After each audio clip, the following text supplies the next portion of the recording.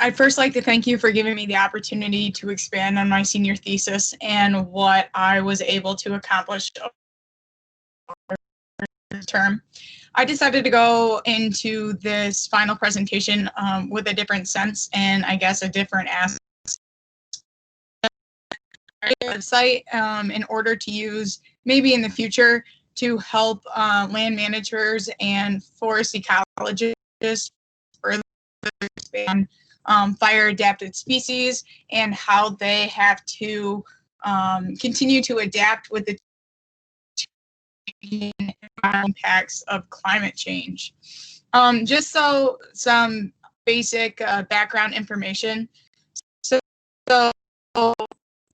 as a natural disturbance to maintain the health of ecosystems, and it allows forests to reach high levels of regeneration, productivity, and biodiversity. Forest fires are often relied upon for their distinct characteristics, providing stands with their ability and accumulation of essential nutrients through the clearing and burning of dead woody debris and other organic material.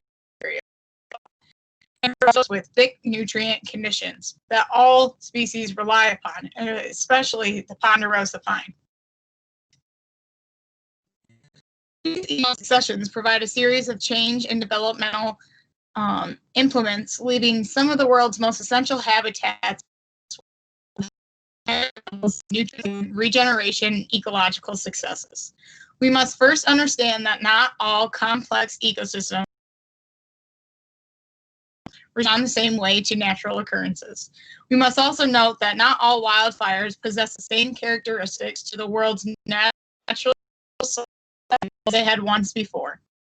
So, to expand further, I hit on a few different topics that whoever decided to take on this role or take on this information that I provided, they could click the website and it will give you different information.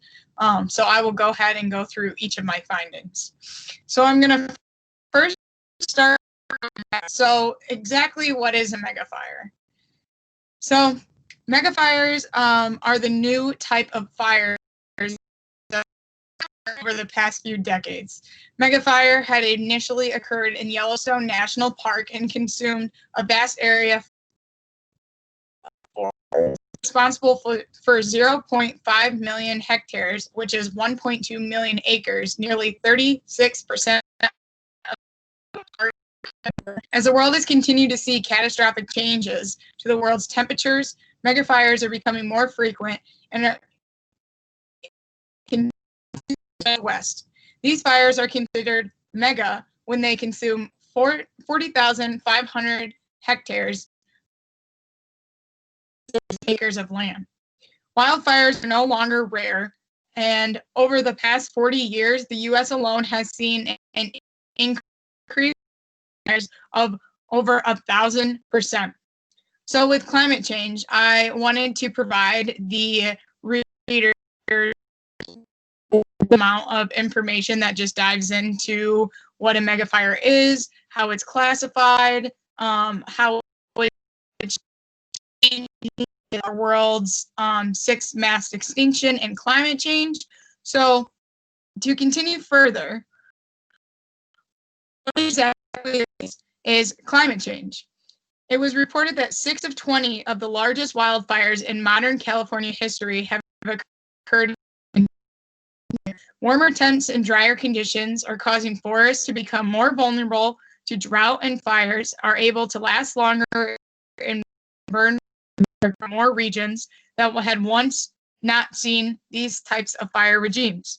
However, in some forests, there's for a longer period of time, species have a higher likelihood of experiencing more of species and diebacks, and this would be seen in ponderosa pine because they rely on fire for regeneration.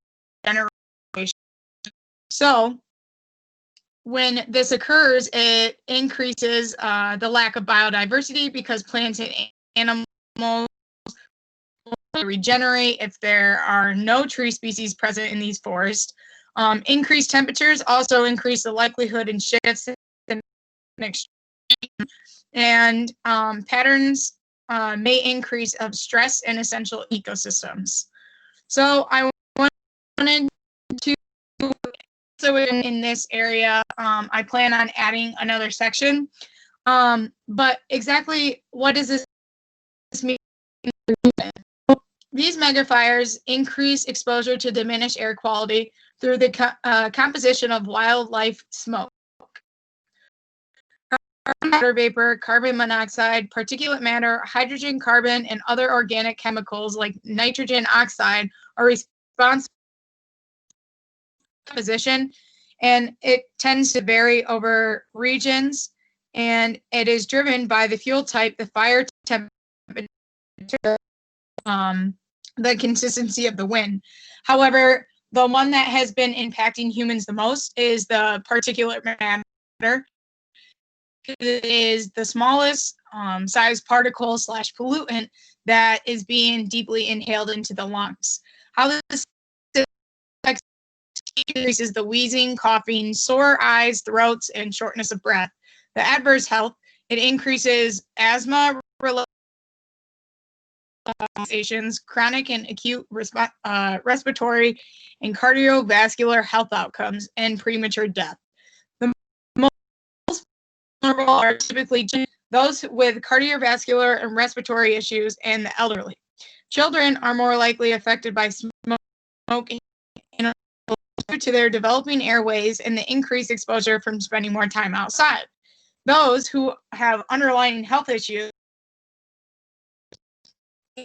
experience exposure because of ultrafine particles found within the wildfire smoke aggregate the chronic lung diseases, and it has linked to premature death within these populations.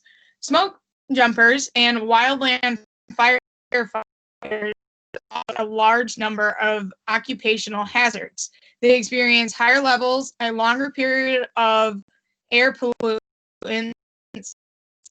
Their health risk would be decreased lung function, inflammation, and respiratory system problems, as well as physical injury, fallen debris. Areas experiencing urban sprawl are likely to see higher risk to wildfire and the loss of homes, livestock, pets, and humans. So we're going to head back. Now we're going to talk about fire recovery. So with ponderosa pine and fire recovery and expanded on multiple different aspects that readers can go through. So fire recovery depends on vegetative type and forest regimes. Forests can recover only depending on the severity of the fire. We must continue to develop a better understanding of information about fire, weather, fire danger fuels, and in the intelligence resources status to inform fire managers needed to anticipate significant wildfire activity and determine to position firefighters, engines, aircrafts, and other wildfire suppression assets to respond to it. Need more active efforts and assistance in recovery in order to prevent erosion and encourage the vegetation through reseedling and replanting by forest ecologists. Stand replacing fires. I'm going to, so you have time to look over these. And I will provide the link so you're able to also look through it. That experience high severity are likely to experience higher amounts of organisms killed because the seeds and nutrients are being removed from the ability to be allocated. The traditional management mechanisms and strategies must match the speed of these stand replacing fires. So to expand on the ponderosa pine, forest mechanisms will work fast enough to mitigate the world's changing climates and fit the need of each individual environmental community. In fire regimes is unknown and needs further research, but ponderosa pine provides information needed about communities about their ability to bounce back following increased fire regimes. The catastrophic, high impactful fires in most of North America forests must resort to increased prescribed burn. Therefore, the effect measures the implemented may have the ability to reduce the type, the degree, the scale back to low severity forest fire regimes. Through areas that become more susceptible to drought and experience to built up fuel, incorporate more mutualistic relationships between tree species and possible biological modifications, the successional stages of evolutionary organisms and must undergo to reduce their vulnerability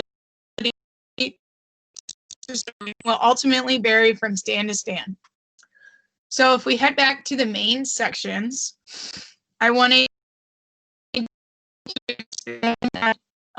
just some more basic information about ponderosa pine, and then we'll dive into why exactly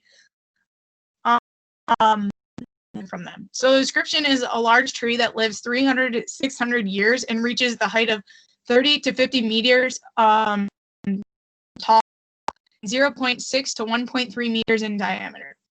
So the uses and erosion control can be used to the wick species because it's a rapid growing tree with the ability to firmly anchor its moist soil types. The habitat or in a mixed conifer forest in the mountains. About it is the climax species at the lower elevation and a mid-successional species at higher elevations. Generally, they grow in elevations between 3,000 meters above sea level. So what can we learn about them? You're able to click on chart here with the seedlings. So the structural composition and the characteristics of historically have been admired fire activity to experience natural regeneration and oftentimes rely heavily on the youngest species succession because of high amounts of seed dispersal that occurs directly following the disturbance. Seeds often helicopter wings with light weight, allowing for them to travel far and wide with the wind. This is the below ground net productivity. The colonization and heterogeneity of forests depend on the allocation of resources, plant-soil microbiome interactions for survival during fire. Evolutionary community interactions among plant species indicate nutrient cycling and soil biota to have direct effects on successional stressors. The BNPP communication occurs with a host pine and has the ability to photosynthesize carbon and becomes for fungi. Mycorrhizal networking is the biochemical interaction. Like mycorrhizal networking has allowed for forests to experience positive growth rates and survival for hundreds of years. The mutual relationships are critical components of in forest ecosystems because biochemical cycling is responsible for making organic material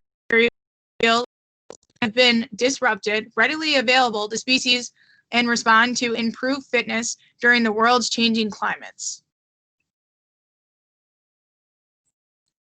The next one is fire adaptations.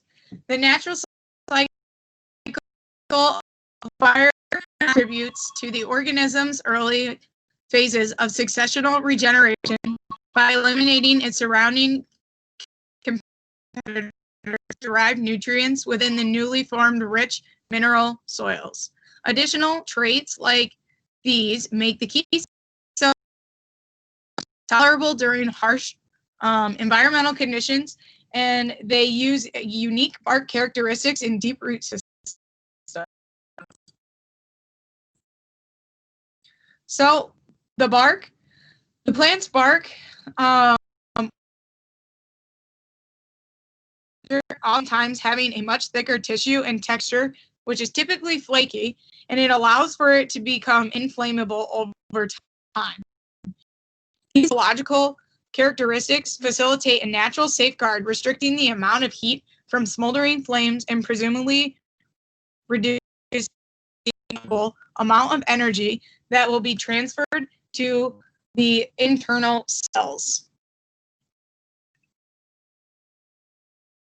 So we can go back to the website, and I want to expand on why I really picked this topic. We're going to click on it.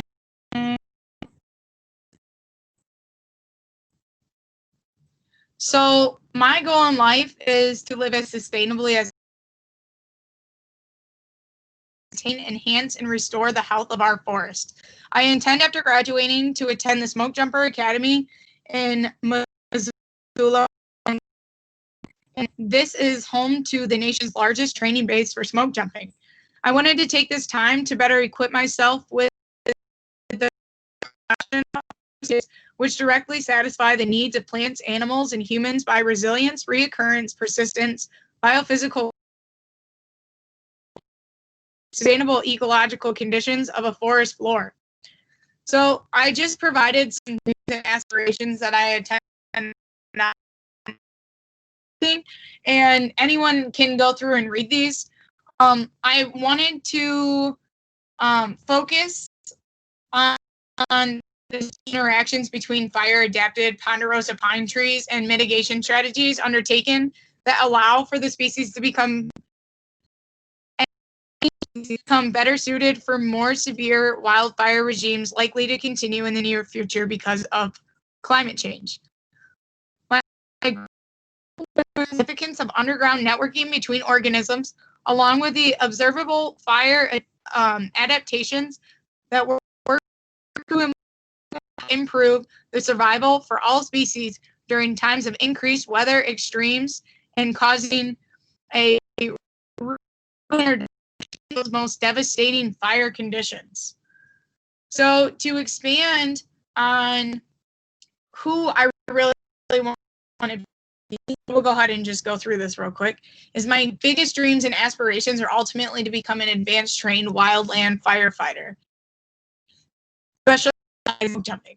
These essential workers are considered the special ops of mitigating devastating fires, and they are capable of fighting flames through truck or travel by foot. Although these intense work conditions can be highly dangerous and oftentimes life-threatening, their search, mitigation, and management strategies may be more crucial now than ever before seen. Individuals of this occupation are reliant on for the protection of biodiversity, health, and well-being of the planet's population and vital ecosystems, much less as megafires grow more and lethal as a result of human-induced repercussions to the world's natural cycles. Develop powerful connections and intellectual knowledge on the dynamics and networking of organisms to properly employ the most advantageous operations to better slow the speed, range, and frequency of these fires. So a little further on exactly what a smoke jumper is. It kind of repeats what I talked about, but it's a primary megafires that has the responsibility of traveling to such catastrophic flames by parachute, helicopter, vehicle, foot, or airplane. To suppress the speed, frequency, range, and capacity by quickly delivering as few of 12 firefighters with applies directly to the fire in a single trip. So what I concluded from this study is the anatomy and characteristics maintained by ponderosa pine trees allow for high survival and reproductive successes when fire wipes through the forest. The incineration of such megafires and abnormal strength of these catastrophic conditions leave the fate of fire-resistant communities unclear. The threshold of ecological succession, productivity, and self-adapted mechanisms of fire is new subject of research in determining the corrective measures that must be taken to mitigate these catastrophic infernos. In order to land fire policy across multiple ecological diverse communities, we must understand the vital interactions and implications that these are having on the ecosystems to safely integrate effective management measures. So what I've concluded is that not all ecosystems are, and not all management strategies can be applied as a best one fits all because of the biodiversity and composition of each individual forest. I hope that you were able to obtain some of this information, and I will go ahead and to you guys. But I wanted to take the time to thank you for giving me this opportunity to expand on my importance and my just of why I think we should investigate fire adapted species while facing the world's most catastrophic megafires. Thank you.